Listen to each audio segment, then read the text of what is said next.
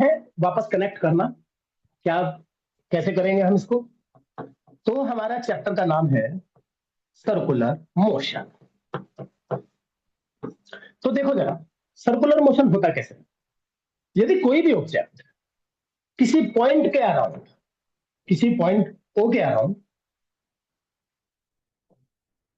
Move करता है, और कंडीशन ये है कि उस particular point, fix point O से उसकी डिस्टेंस हमेशा कांस्टेंट रहे, तो पाथ जो ट्रेस करेगा पार्टिकल वो ये होगा। और ये जो पाथ बना हमारा, ये पाथ हमारा सर्कुलर पाथ हम इसको कहते हैं। हम मैथमेटिक्स में तो हमारा एक अलग से टॉपिक होता है, लेकिन यहां पर फिजिक्स में भी है। अच्छा, अब इस पर्टिकुलर फिक्स पॉइंट से इस पर्टिकुलर ऑब्जेक्ट की जो डिस्टेंस है ऑलवेज आर रहती है। और मान लेते हैं ये सर्कुलर ट्रैक पर वेलोसिटी v से ट्रैवल कर रहा है। After a time T, after a time T, ये इस पॉइंट ए से इस पॉइंट बी पर आ जाता है। और ये एंगुलर डिस्प्लेसमेंट जो इसमें होता है, एंगुलर डिस्प्लेसमेंट इसमें डी थीटा होता है। और ड्यूरिंग दैट टाइम जो ए बी डिस्टेंस इसने ट्रेवल की है वो ds है। हमने ds मान लिया। मैं फिर से रिपीट करता हूं, मैंने क्या कहा? मैंने कहा कि एक पर्टिकुलर पार्टिकल है जो कि फिक्स पॉइंट ओ से सेम डिस्टेंस पर रहता है always, with velocity v travel कर रहा है। सो जो पाथ ट्रेस हुआ वो पाथ सर्कुलर पाथ ट्रेस हुआ, वो पाथ सर्कुलर पाथ ट्रेस हुआ। और इन ए टाइम dt वो पोजीशन ए से पोजीशन बी पर आता है। और ड्यूरिंग दैट टाइम उसने डिस्प्लेसमेंट लिया ds, और उसका एंगुलर डिस्प्लेसमेंट रहा डी थीटा। अब हमें वही नाइन्थ के कॉन्सेप्ट है, नाइन्थ में या एट्थ में एक चीज आती थी हमेशा, arc equals to angle into radius. Arc equals to angle into radius. अब आर्क कितना है यहां पर, यहां से लेके यहां तक ds, एंगल कितना है डी थीटा, और रेडियस कितनी है r, तो ds equal to r d theta. एक रिलेशन हमारा ये ds equal to r d theta. ठीक है। अच्छा, अब इसको dt से डिवाइड कर दो, ds by dt equal to r d theta by dt। ds by dt जो हमारा हुआ, ds बाई dt, ये वही वेलोसिटी है हमारी tangential velocity equal to r। D theta by dt एक न्यू टाइप की वेलोसिटी आपके सिलेबस में आ गई है, जिसको हम एंगुलर वेलोसिटी कहेंगे। मीनिंग सेम है, मीनिंग लीनियर वेलोसिटी जैसा ही है, बस यहां पर कंडीशन ये लगाई गई कि यहां पर वो एंगल ट्रेस कर रहा है, तो हम इसको एंगुलर वेलोसिटी के टर्म्स में बात करेंगे, और इसको हम डिनोट करेंगे ओमेगा से। और हमने एक रिलेशन डेवलप कर लिया, tangential velocity and angular velocity के बीच में रिलेशन। टेंजेंशियल वेलोसिटी और एंगुलर वेलोसिटी के बीच में जो रिलेशन बना वो बना v equal to r omega. v equal to r omega. ध्यान रखना जरा, यदि मैं इसी इक्वेशन को फिर से डिफरेंशिएट कर दूं, तो मैं कहूंगा dv by dt equal to r d omega by dt। और dv बाई dt को मैं a कह सकता हूं, और r और डी ओमेगा बाई dt को मैं कहूंगा अल्फा, वेयर अल्फा हमारा एंगुलर एक्सेलरेशन है, एंगुलर एक्सेलरेशन। और dv बाई dt हमारा एक्सेलरेशन है।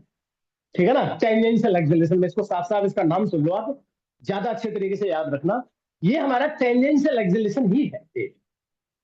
अब हमारे सामने में जो सिचुएशन जनरेट कर रहा हूं आपके सामने, उससे हमारी सारी चीजें आएंगी, और जो आपने अब तक सूडो फोर्स में बात की है, जो आपने न्यूटन्स लॉ ऑफ मोशन में बात की है, उन सारी बातों को ही हम वापस यहां पर करेंगे। जो आपने अब तक बात की, आपने अब तक जो जो बातें की है, मैं सारी की सारी रिपीट करूंगा। अब तक के डिस्कशन में आपको सिर्फ दो चीजें याद रखनी है, v equal to r omega and a equal to r alpha. और कुछ भी याद नहीं रखना, आपको कोई जरूरत नहीं है याद रखने की। क्यों? क्योंकि अब वो आगे जो सारी चीजें आएंगी, अब वो आगे जाकर के सब चीजें रिपीट होंगी हमारे सामने। ठीक है। अब भाई क्या रिपीट, हम किस बात पर डिस्कशन करना चाहते हैं, जिसको मैं बार बार बोल रहा हूं कि मैं इस बात पर ज्यादा जोर देना चाहता हूं। मैं बात करना चाहता हूं एक्सेलरेशन, और बहुत ज्यादा करना चाहता हूं एक्सेलरेशन की बात। क्यों? क्योंकि यही एक मेन इंपॉर्टेंट टॉपिक है इसका, इस चैप्टर का, जिसको समझना बहुत ज्यादा जरूरी है। क्या है बात भाई? मैं बात कर रहा हूं, मैं क्या फाइंड आउट कर रहा हूं उसको आप छोड़ दो, मैं क्या कर रहा हूं वो ज्यादा इंपॉर्टेंट है, और वो जो बाद में रिजल्ट आएगा उसको देखेंगे। ये है, और हमने मान लिया कि सेंटर ओ है, हमने मान लिया कि पार्टिकल एट प्रेजेंट ए पर है, हमने मान लिया कि सर्कुलर पाथ की रेडियस ए है, और हमने मान लिया कि आफ्टर ए टाइम टी वो थीटा डिग्री का एंगुलर डिस्प्लेसमेंट ले लेता है और पोजीशन बी पर पहुंच जाता है। अब यहां पर हम सारी चीजें करेंगे, अब आपको ध्यान देना पड़ेगा, पूरा मैथमेटिकल डेरिवेशन है और आपको मैथमेटिकली कंफ्यूज होने की कोई जरूरत नहीं है, आप उसमें कोई प्रॉब्लम में नहीं आएंगे, ठीक है। बस आप इसकी बात के ऊपर ज्यादा ध्यान देने की कोशिश करना बच्चों। मैंने क्या कहा यार, मैंने इसलिए हेडिंग में नहीं लिखा कि मैं क्या फाइंड आउट कर रहा हूं, बस मैं फाइंड आउट करूंगा पहले। मैंने पार्टिकल को कहा कि पार्टिकल टी पॉइंट पर है और पार्टिकल की यहां पर वेलोसिटी स्मॉल वी है, मैंने यहां पर पार्टिकल की वेलोसिटी स्मॉल वी है, और ध्यान रखो मैंने डायरेक्शन डिफाइन की है वी की, और डायरेक्शन वी की जो डिफाइन की है मैंने वो टेंजेंशियल डायरेक्शन डिफाइन की है। अब टेंजेंशियल डायरेक्शन कौन सी डायरेक्शन होती है, क्वेश्चन यहां पर ये उठा। टेंजेंशियल डायरेक्शन हमारे पास में एक्सिस की डायरेक्शन है, एक्स एक्सिस की डायरेक्शन है, वाई एक्सिस की डायरेक्शन है, जेड एक्सिस की डायरेक्शन है, लेकिन हमारे पास में टेंजेंशियल कोई डायरेक्शन है नहीं, हमने कोई टेंजेंशियल डायरेक्शन कभी मानी भी नहीं। तो फिर हम टेंजेंशियल डायरेक्शन, यदि आप मेरे से ये पूछे अभी कि इस पार्टिकल की अभी वेलोसिटी क्या है, तो मैं कुछ आंसर नहीं दे सकता आपको, कुछ भी नहीं दे सकता, कोई आंसर मेरे पास में नहीं, लेकिन हाँ मुझे डिफाइन करना पड़ेगा। तो मैं क्या मान लेता हूं, मैं यहां पर मान लेता हूं इस पर्टिकुलर डायरेक्शन को एक ई t cap, e t cap याद रखो जरा, कैप का मतलब यूनिट वेक्टर है, और मैंने ई टी मतलब मैंने लगा दिया कि ये टेंजेंशियल डायरेक्शन है, मैंने ये मान लिया, मैंने एज्यूम की है, याद रखना। और मैंने एक और वेक्टर को एज्यूम किया है ई आर, जो कि टुवर्ड द सेंटर है। क्वेश्चन ये उठता है क्यों माना ये, हमें तो अभी इस बारे में पता नहीं है कुछ भी, ये ई आर क्यों माना। हमने रेडियल डायरेक्शन इसलिए मानी क्योंकि हम यहां पर एक्सिलरेशन फाइंड आउट करना चाहते हैं, हम एक्सिलरेशन का कैरेक्टर देखना चाहते हैं, तो जस्ट हमने डायरेक्शन मान लिया। लेकिन जैसा कि मैंने अभी 2 मिनट पहले आपको बताया था कि हमारे पास में टेंजेंशियल डायरेक्शन या रेडियल डायरेक्शन कोई डायरेक्शन है नहीं, वेल डिफाइंड डायरेक्शन नहीं होती है, ये वेल डिफाइंड डायरेक्शन नहीं है हमारे पास में। तो फिर ये क्या है, तो फिर इसको हम मानेंगे क्या, तो हम इसको कुछ भी नहीं मान सकते, हमें इसको अपने ओरिजिनल एक्स एक्सिस और वाई एक्सिस के टर्म्स में ही दिखाना पड़ेगा। हम दिखा देते हैं सर हम दिखा देते हैं हाँ। सर ईटी कैप और ई आर कैप है क्या? ये यूनिट वेक्टर है जो कि मैंने मान ली डायरेक्शन, यूनिट वेक्टर का जो मेन यूज होता है, यूनिट वेक्टर का मेन यूज होता है डायरेक्शन शो करने में, ठीक है ना, कि भाई कोई ऑब्जेक्ट है, मैं ये कहूंगा कि वो एक्स एक्सिस डायरेक्शन में जा रहा है विद वेलोसिटी वी, तो आप मैथमेटिक्स में ये तो नहीं लिखते, फिजिक्स में ये तो नहीं लिखते कि particle is moving with velocity v in x direction, mathematically उसको क्या लिखेंगे, वी आई कैप लिख देंगे, वी आई कैप, हमने उसको दिखा दिया वी आई कैप। तो ये डिफाइंड है कि ये एक्स डायरेक्शन में है, और आई कैप है एक यूनिट वेक्टर जिसकी वैल्यू 1 है, मतलब वो वी को चेंज नहीं कर सकता, जस्ट इसके साथ मल्टीप्लाई करके रख दिया, मैग्नीट्यूड चेंज नहीं हुआ, और आई कैप ने अपनी डायरेक्शन दे दी कि यदि एक्स डायरेक्शन में है तो आई कैप, वाई डायरेक्शन में है तो जे कैप, जेड डायरेक्शन में है तो के कैप। हमने ये यूनिट वेक्टर हमें पता थे, आई कैप, जे कैप, के कैप। इसी तरीके से हमने ई टी कैप और ई आर कैप वेक्टर मान लिए, होते नहीं है और नहीं होते हैं, इसीलिए हम अब इनको आई कैप और जे कैप की टर्म्स में ही निकालेंगे, हम इनको आई कैप और जे कैप की टर्म्स में ही फाइंड आउट करने की कोशिश करेंगे। बात क्लियर है यहां तक या नहीं है, मुझे बताओ पहले तो। अच्छा, अब ई टी कैप की बात क्या होगी, ये एंगल थीटा है, ध्यान देना जरा, मैंने यहां पर एक लाइन ये ड्रॉ की है, साफ साफ पता है यदि ये थीटा है तो ये भी थीटा है, इंटरनल एंगल है, और यदि ये थीटा है तो ये 90 माइनस थीटा है, और यदि ये 90 माइनस थीटा, ये कंप्लीट एंगल 90 है, तो ऑब्वियसली ये एंगल थीटा है, मैंने ये देख लिया। अब मैं क्या करूंगा, ईटी कैप के ईटी कैप के कंपोनेंट देखूंगा कि वेल डिफाइंड आई कैप और जे कैप डायरेक्शन में क्या है, तो मैं कहूंगा ईटी कैप, मैं ईटी कैप को लिख सकता हूं थीटा के साथ वाला कंपोनेंट कोस थीटा, तो जे कैप कोस थीटा और परपेंडिकुलर वाले कंपोनेंट को ये कौन से direction I, negative direction, minus i cap sine theta. मैंने ईटी कैप को डिफाइन कर लिया। कोई बात यहां तक क्लियर है? यहां तक कोई बात नहीं है? नहीं। अब मैं कह रहा हूं ई आर कैप को, ई आर कैप क्या होगा? ई आर कैप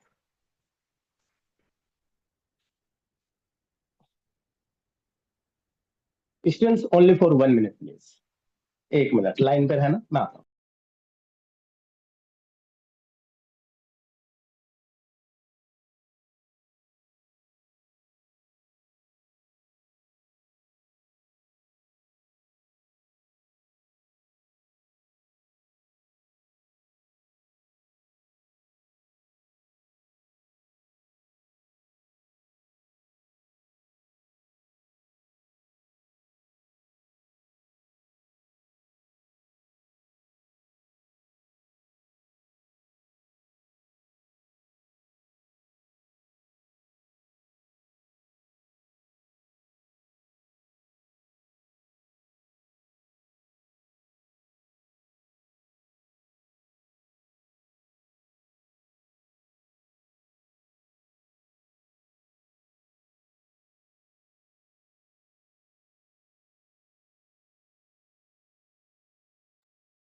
हाँ भैया, अब ई आर कैप, ई आर कैप ऑब्वियसली बात है, यदि ये थीटा है तो ये थीटा था।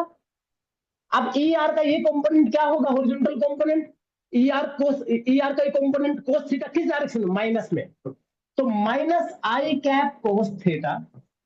और ये कंपोनेंट क्या होगा, माइनस जे कैप डायरेक्शन, माइनस जे कैप साइन थीटा। मैंने ये रख लिया। अब क्यों रखा है उसका रीजन आपको 5 मिनट के बाद पता चल जाएगा। पूरा टिपिकल लगेगा थोड़ा सा डेरिवेशन, लेकिन मैं, आप नीट वाले बच्चे हैं, आपको डेरिवेशन के ऊपर सिर्फ समझना है, मैथमेटिकल रीजनिंग बढ़ेगी आपकी, लेकिन आपको मेन ध्यान देना है लास्ट वाले रिजल्ट पर, वो मैं बताऊंगा आपको। अब पार्टिकल की वेलोसिटी किस डायरेक्शन में है, सोचने वाली बात है। पार्टिकल की वेलोसिटी है टेंजेंशियल डायरेक्शन में, तो मैं पार्टिकल की वेलोसिटी v मान लेता हूं, और v मेरी है v ई टी कैप, मैं इसको ये लिख लेता हूं। अब ये total velocity v equal to v small v e t cap, e t cap मेरा क्या है, j cos theta minus i sine, j cos theta minus i cap sine theta,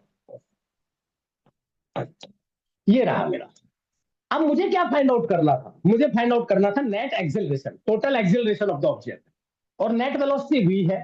अब मेरे पास में और कोई रास्ता नहीं बचता, जितना मुझे आज तक बेसिक नॉलेज मिली है फिजिक्स में, उसमें मैं सीधा डिफरेंशिएट करूंगा और डिफरेंशिएट करके आंसर निकाल दूंगा, डीवी बाई dt करूंगा मैं। तो डीवी बाई dt मेरा नेट एक्सेलरेशन, ए नेट इक्वल। अब प्रॉब्लम यहां पर है, प्रॉब्लम यहां पर है कि स्मॉल v भी कांस्टेंट नहीं है और थीटा भी कांस्टेंट नहीं है। ध्यान देना जरा, स्मॉल v भी कांस्टेंट नहीं है और थीटा भी कांस्टेंट नहीं है।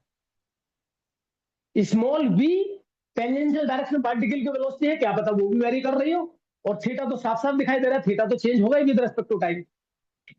तो मुझे यहां पर डिफरेंशिएशन करना होगा, तो मैं इसको फर्स्ट और सेकंड फंक्शन मान करके करूंगा, फर्स्ट और सेकंड। अब फर्स्ट और सेकंड फंक्शन का डिफरेंशिएशन क्या होता है, first function as it is, differentiation of second j cap, cos theta का डिफरेंशिएशन माइनस साइन थीटा, फिर थीटा का differentiation d theta by d t minus i cap, sine theta का differentiation cos theta, और फिर theta का d theta by d t. ये मेरा second term का डिफरेंशिएशन हुआ, plus second term as it is j cos theta minus i sine theta, और first term का डिफरेंशिएशन v, तो ये हो गया d v by dt, d v by dt। यहां तक मुझे केस क्लियर हो गया होगा पूरा। अब यहां पर ध्यान देना जरा, फिर से इस लाइन को लिखेंगे बाद में, d v by dt that means net acceleration, d v by dt equal to net acceleration small v, और माइनस कॉमन ले लो अंदर से, या माइनस कॉमन मतलब डी थीटा बाई dt तो कॉमन ही ले ही लो, ज्यादा अच्छा रहेगा हमारे लिए। स्मॉल v और डी थीटा बाई dt और minus j sine theta minus i cap minus j sine theta minus i cap cos theta plus plus क्या लाइन है, j cos theta minus i sine theta, j cos theta minus i sine theta d v by dt। अब यहां पर case आया है d theta by d t, but d theta by d t होता क्या है, ओमेगा पता है हमें, यहां पर ओमेगा रख दो, v इंटू ओमेगा और minus j sine theta minus आई कोस थीटा था क्या, minus j sine theta minus आई कोस थीटा हमारा था ई आर कैप, ये हमारा ई आर कैप रख दो इसको यहां पर, plus j cos theta minus i sine theta, j cos theta minus i sine theta क्या है, e t cap, e t cap d v by d t. But omega अभी क्या आया था थोड़ी देर पहले, ओमेगा आया था हमारा omega equal to v by r, omega equal to v by r आया, तो यहां पर ओमेगा की वैल्यू पुटअप करो v by r, v into v square by r, कौन सी direction, e r cap plus e t cap d v by d t e t cap. अब इस लाइन को जितनी बार भी देखा जाए उतनी बार कम है, एम है।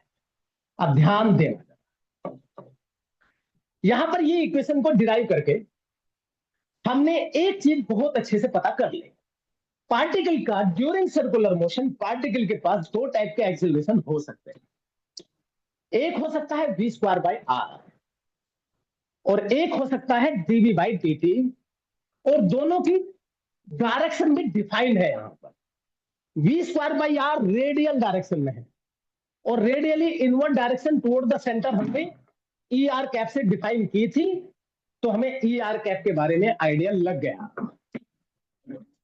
ध्यान से देखना जरा, मैं ज्यादा डिफाइन करूंगा इसको, लाइन को देखते रहो। वी स्क्वायर बाई आर ये एक एक्सेलरेशन है जिसकी डायरेक्शन टुवर्ड द सेंटर होगी, क्यों, क्योंकि यहां पर ई आर कैप आया है, यहां पर ई आर कैप आया है। तो यदि मैं डायग्राम में पार्टिकल यहां पर है, सेंटर यहां पर है, एक एक्सेलरेशन हुआ v square by r toward the center e r cap direction में, और एक एक्सेलरेशन हुआ टेंजेंशियल डायरेक्शन में डीवी बाई dt, ये डीवी बाई dt। अब यहां पर इन दोनों टाइप के एक्सेलरेशन को ध्यान से देखने की जरूरत है। क्यों जरूरत है भाई, जरूरत इसलिए है कि जिसके बारे में हमने उम्मीद भी नहीं की थी हमें वहां यहां वो चीज देखने को मिले। मोशन एक ही पार्टिकल ले रहा है, एक ही ट्रैक पर चल रहा है वो, लेकिन उसके पास में दो डिफरेंट डायरेक्शन में दो एक्सेलरेशन है। एक है v square by r toward the center और एक है d v by dt in the tangential direction.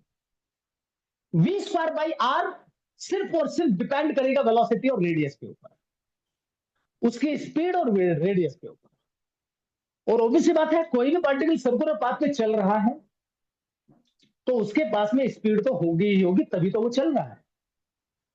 तो ये एक ऐसा एक्सेलरेशन होगा वी स्क्वायर बाई आर जो कि किसी भी सर्कुलर पाथ में 100% होगा, 100% होगा। लेकिन दूसरा एक्सेलरेशन जो है टीवी बाई dt, जिसको डायग्राम में मैंने टेंजेंशियल डायरेक्शन में दिखाया है, जो कि डेरिवेशन से भी आया है टेंजेंशियल डायरेक्शन में, वो सिर्फ और सिर्फ तभी होगा जब पार्टिकल की स्पीड में with respect to time change होगा। यदि मैं ये कहूं कि पार्टिकल यूनिफॉर्म सर्कुलर मोशन पर है, यदि मैं यहां पर ये कह दूं कि पार्टिकल यूनिफॉर्म सर्कुलर मोशन पर है, मतलब uniform circular motion,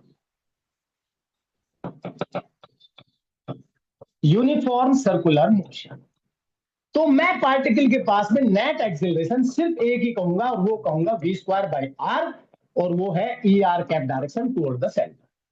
DV by dt zero होगा, क्यों, क्योंकि यूनिफॉर्म है, मतलब पार्टिकल की स्पीड कांस्टेंट है, मतलब पार्टिकल की स्पीड कांस्टेंट है।